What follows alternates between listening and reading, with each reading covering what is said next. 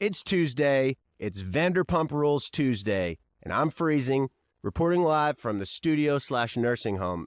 I'm glad you're here. I mean, I don't watch Vanderpump Rules, but I know it's coming on tonight.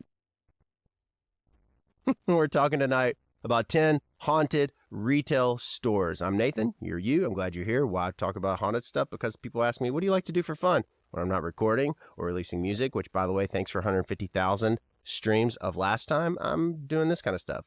We love the unknown. We love learning about the whys, and that's why, as a child, we love this idea of and the majesty and magic of Santa Claus, and then as an adult, we just transition over to paranormal and things like that. No, I just enjoy stories. I enjoy learning about World War II history, and you know the unknown, the unexplainable. So I'm glad you're here. We're diving in now that we got that out of the way. We're talking about the John T. King used in rare books. We've talked about bookstores in the past because obviously there's tons of these. Well, let's just talk about it. All right. So the most notable haunting in Detroit's retail sector, they say, would be this library, this retail store, if you will. It is a John T. King used in rare books, and standing 4 floors tall, houses over 1 million books separated into 900 categories. It's also home to a couple of ghosts, allegedly. The first ghost is reportedly a man who took his own life on the 3rd floor of the 4 floors. And the bookstore is now, wow. So it was a glove factory. Okay, I was rereading the notes and I'm like, what? So this was a glove factory, 3rd floor of the 4 floors. Now it's the rare bookstore. This guy took his life. There we go. And after suffering heartbreak from being rejected by a coworker. He's supposedly responsible for many sightings, cold spots, and echoing footstep-like sounds in the building, and was authenticated by a psychic. So it must be true. What do you think? Let me know in the chat. I mean, there's still more to this, but I mean, old buildings, they always argue it away and say, oh, the floor settles. That's why you hear footsteps. Or, oh, those screams, that's just the pipes, which it could be the pipes, you know, like old radiators. Let me know in the chat. What do you think? But the second ghost in the John T. King rare books, I almost keep saying Young, like the Young Library in Lexington, Kentucky. The second ghost was acquired alongside many books bought from the estate of a Jiminy Christmas of a murder-suicide. Although not dangerous, this ghost, because apparently there are people really close to them, reportedly annoys employees by generating cold spots and knocking scores of books off of shelves. Now, I've heard of many accounts where people see books get knocked off, or they come in and the books are knocked out of these shelves the following day. Let me know in the chat. I mean, you can't say, oh, there was a brisk breeze. Let me know what your thoughts are. And if you're just joining, I'm Nathan. We're talking about 10 haunted retail spaces. We're in Detroit, Michigan right now. Why are we talking about haunted stuff? You're a musician, mortician. I know, but I love this kind of thing. And you're here in my real estate, so you got to listen or not. You can go watch Vanderpump Rules, but I'm glad you're here. Thank you for being here. Thanks for helping and sharing the music. 150,000 streams of last time. What more than that, but we're celebrating that on Spotify alone. It means a lot because it's been out a month. That's a big deal. Thank you very much. We're going to Market Basket grocery store. That sounds fun. I mean, Food Lion in North Carolina was fun, but Market Basket? This is the rage. The sign looked like, I can't remember the old store. It doesn't matter. It's in Wilmington, Massachusetts, by the way. So if you live around there, then you'll know what I'm talking about. Have you been to Mass? There's a grocery store known as the Market Basket. This store is the employer of a 25-year-old psychology major. So this woman didn't believe in ghosts and had not ever seen anything weird in her local store until March of 2019. Here we go, 25-year-old psychology major, here we go. While standing at the bakery counter, because at the bakery counter in all the movies there's either love or ghosts, ringing up another customer, this lady, her first and last name by the way, reportedly looked up and saw an elderly woman in a white nightgown and a hair cap. Now, she's obviously not dressed for the occasion, although I have seen quite the sweet little old ladies. You know, the little rain hat things that are clear. My grandmother had one. To keep the little bouffant, the poof, going. She was a few feet away from this young lady. She looked down at the counter, then quickly back up, and the woman, poof, vanished like David Copperfield. Startled, this young lady searched the store for the woman, but she had vanished without a trace. She needed to get back to, her beauty regimen. Independent research into the situation turned up a few clues, although others responded to her questions, saying that they had seen similar apparitions at this point in the store, and one woman claimed to have seen that exact old lady / ghost in her own home, just a few blocks from the store. So sweet little old lady, she was going to the bakery aisle because she ran out of wheat bread, and she was frustrated because all they had was fresh rye, so she dipped and she followed some little. It's not funny. My point is like, let me know in the chat. Do you hear a lot of stories of unknown, I don't know, like I keep saying ghosts. Like, you hear a lot of stories of ghosts. They follow people, or my brother. I've talked about this before, but when I was living above the funeral home and I would go to visit him at his house, when I would leave, he said stuff would happen at his house all the time. Let me know in the chat. Do you believe in that? Maybe the little old lady liked the lady that lived a few blocks away. I don't know. Let me know your thoughts. San Francisco Safeway. Safeway. We've all seen Safeway, right? What do you have, by the way? Like, in my hometown, we have, like, we don't have any more, like, local. We have Meijer. We have Kroger. Let me know. San Francisco Bay Area, no stranger to hauntings. Safeway in the Sunset District. It's a national chain, and it's best known for the jokes about their terrible house brand ice cream, but they're also known for ghosts, apparently. The San Francisco Safeway is haunted by one eerie ghost, a little boy, 8 years old. How do they know that? I guess they're gauging it from the ghost site. Always little kids. Little kids are scary. I've had my experience with hearing kids playing with a ball. It's another video, by the way. Okay, so this little kid appears mostly around midnight and usually sitting on the floor, curled in the fetal position or standing in a corner facing a wall with his face hidden. The Safeway was supposedly built on the site of an old hotel, which was burned to the ground for insurance money. It's unknown if the boy perished in the flames or not, or if he was there long before, but his origins remain a mystery. His presence is a concrete fact to those who have seen him, and obviously they've been in the mini. Let me know in the chat what you would do if you're just shopping for some milk, and in the corner of the grocery store is a little 8-year-old apparition, but maybe not, just a little 8-year-old in the fetal position, and as your eyes wander for just a second to get to him, he vanishes or something. Let me know. Would you pee your pants? Goodness gracious. That's scary. That is scary. We rudely interrupt this ghostly conversation to let you know that, yes, you can still get, while supplies last, autographed copy, limited edition of A Gentleman's Closure, the record that started it all, featured in Starbucks Worldwide, 2007, 2008. I have a few copies of those. You can't stream that anywhere, but I can send that. Now you just buy a piece of merch, brand new, in the merch store, and you can click in the description to get a nice percentage off. Well, supplies last. They do ship separate. I do need to say that. We get a lot of questions about it. They ship separate. All right, Anchorage, Alaska, we're going to the Diamond Center. Or it might be Dimone because it's not spelled diamond. I don't know.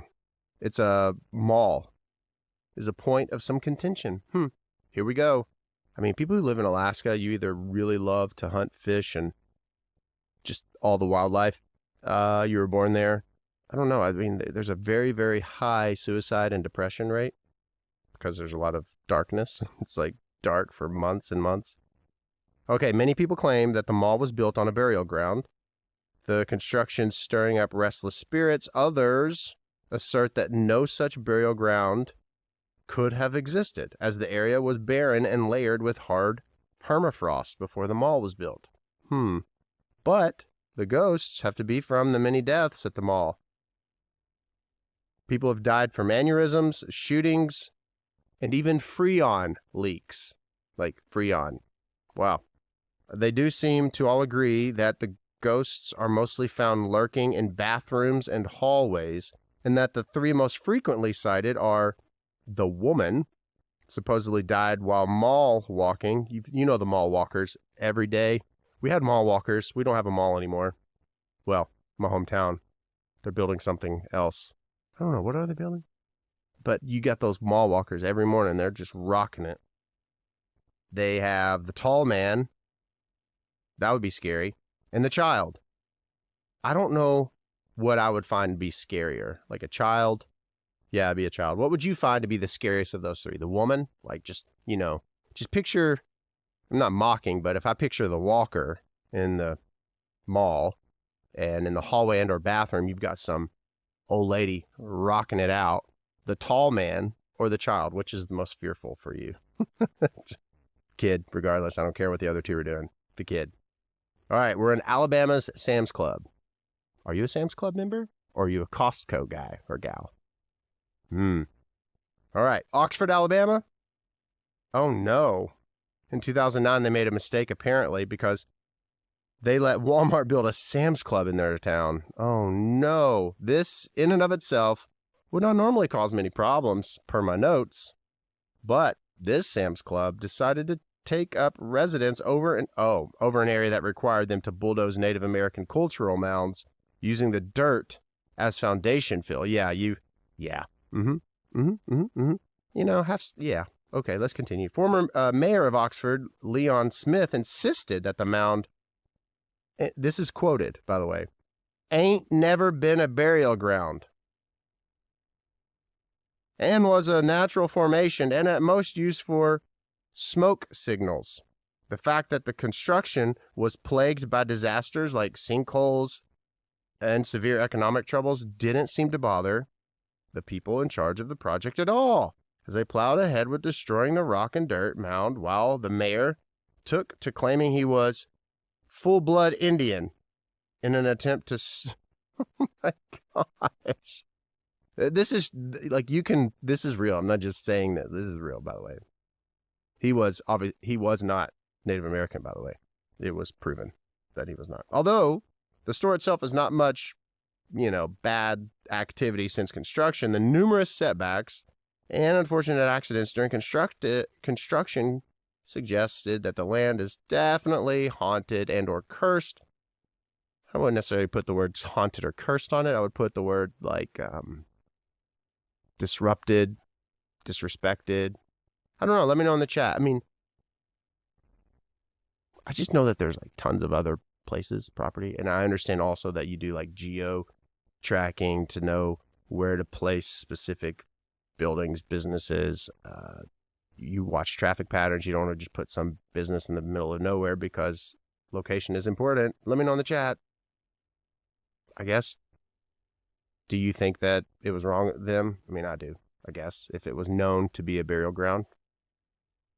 But let me know your thoughts. We're at number 5. We're talking about 10 haunted retail spaces, stores. And we just left Alabama, where ain't no mayor said that. Okay, we're at Guitar, Amp, and Keyboard Center. This is you got it, music store. It's in Brighton, England.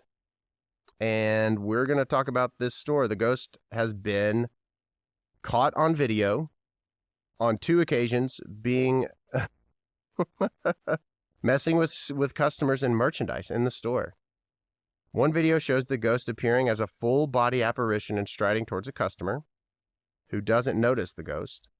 The second, taken while the store was closed, shows the ghost rattling the guitars and pulling a price tag off of a fender and throwing it to the ground. Yeah, must have been a Gretsch fan, I guess. Although there could be logical explanations for the moving guitars, it can't. Perhaps the ghost of a frustrated rock star. Perhaps the ghost, they don't know how or what or who. They don't have any reason for there to be pinned a ghost. No one died there. No one, that kind of thing. They're not building it over top of something else. Let me know in the chat, what would you do if you saw that? Like if you owned a business and you're looking over footage from the night before and you just see somebody just be throwing your merch on the ground and ripping price tags. Be mad. Who do you think you are, Mr. Ghostly Man or Woman? Let me know in the chat. Uh-oh, we're back at a Walmart, guys and gals. Are you a Walmart or are you a Target? No judgment, I promise. Let me know in the chat. And I do want to say thank you for supporting everything from following me on all the socials. We go live Monday through Thursday on YouTube. And then, of course, be sure to subscribe there. TikTok, we're live on Sundays. I was under the weather this past weekend. And then we have, of course, the podcast releasing every week and then bonus noise. So we appreciate you meeting us in all the places, since I won't say that. Galveston, Texas has no shortage of ghosts. Why do we always start it like that? Of course, like every place has ghosts. It's like, Galveston, Texas, it does sure, man, there are ghosts there, man, just like a lot of other places. I don't know why I became this like country all the time. Built on a former site of St. Mary's Orphan Asylum. Daggum. What is up with Walmart? Walmart's like, we're going to put it right here. Let's go find somewhere where there's a cemetery or there's like a former hospital or mental health facility, somewhere where a bunch of people died and there's a lot of like things that we could dig up as far as whether it be metaphorical or literal. Let's do that. Built on this site, the Seawall Walmart has been plagued with hauntings from the start. St. Mary's, it was destroyed in a hurricane of 1900, saw the deaths of 90 children and 10 nuns, 100 people. That's enough bad energy, probably. But apparently, the Walmart has several ghosts reported to be within the walls. The most notable is a child who cries out, "Ugh," for its mother. The other ghosts giggle and, if the employees are to be believed, play with and even steal pallets of toys. What do you think? Or is it these employees are like, yeah, they stole these pallet of toys. Yeah, coincidentally, Christmas time. Yeah. Says the person with 9 kids.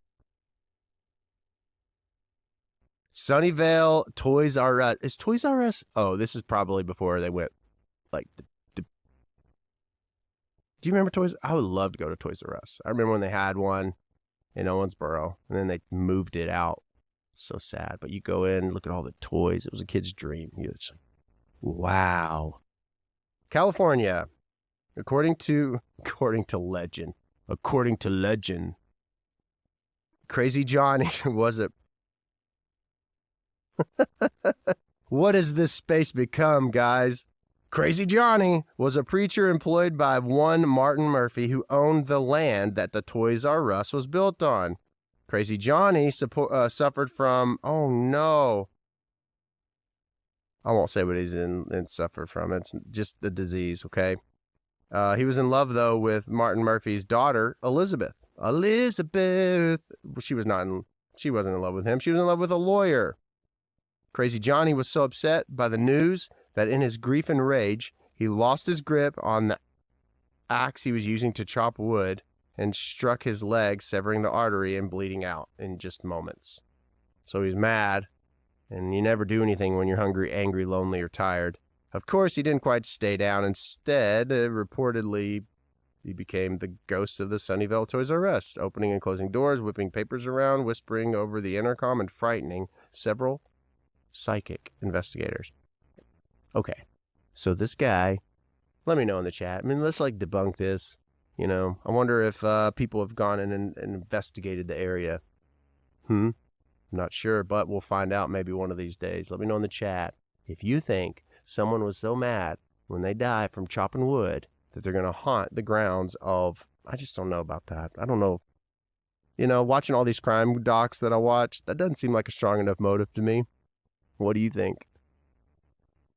All right, we're at Pike Place Market.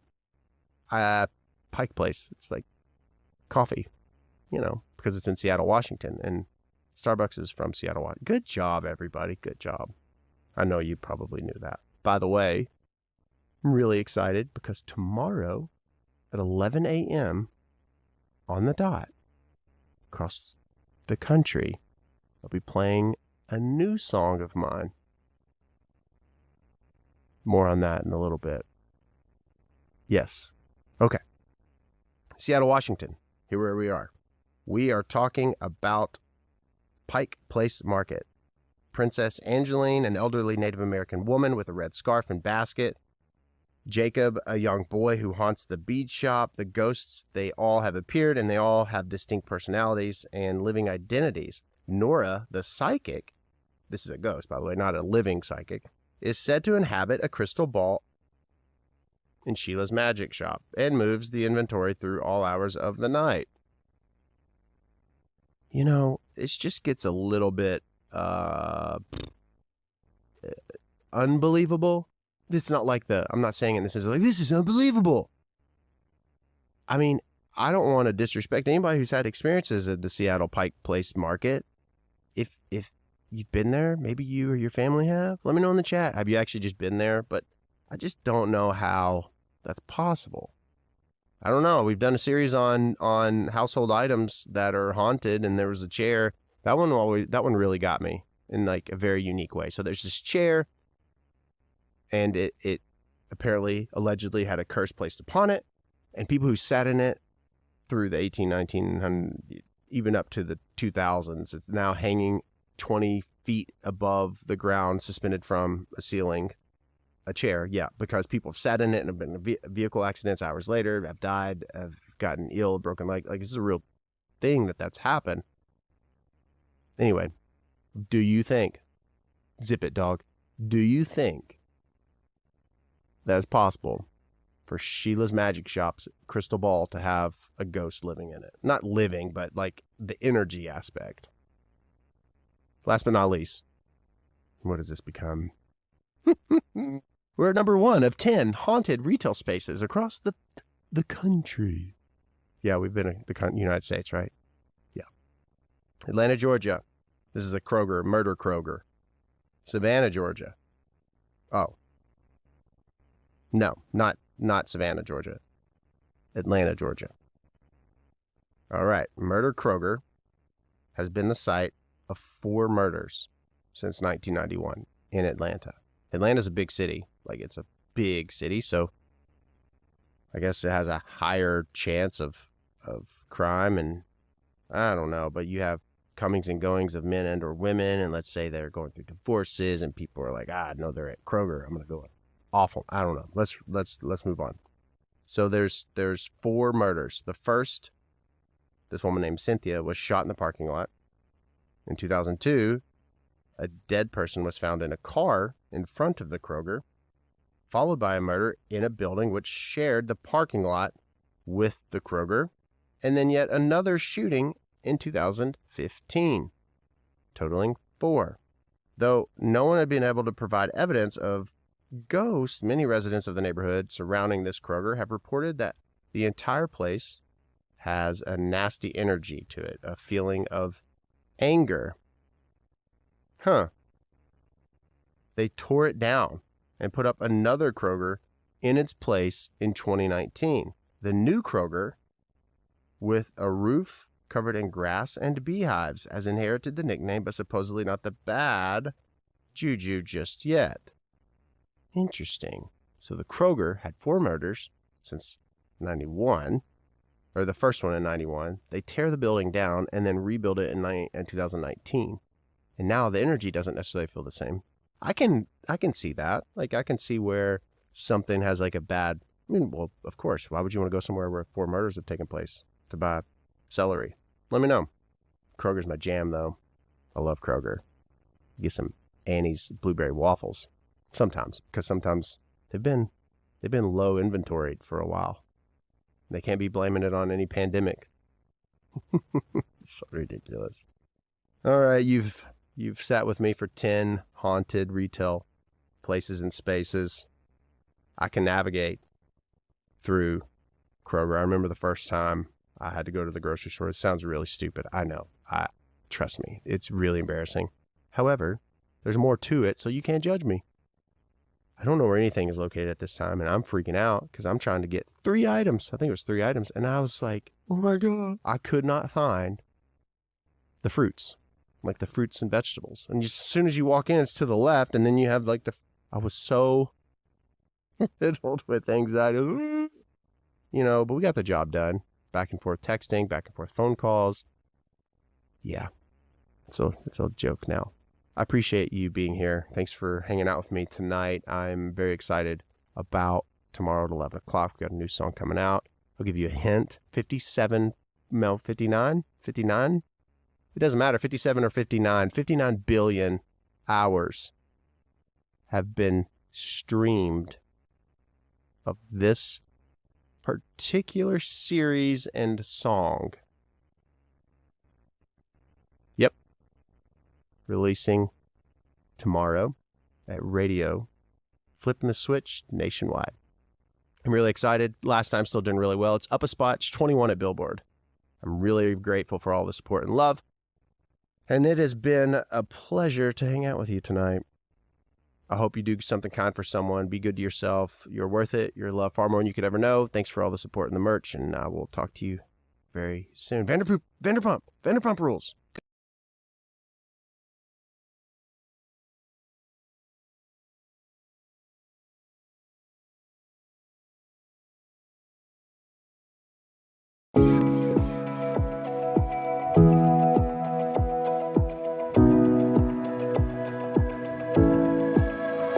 Nobody knows when this time with you comes to a close. If I think about it, it brings me to tears.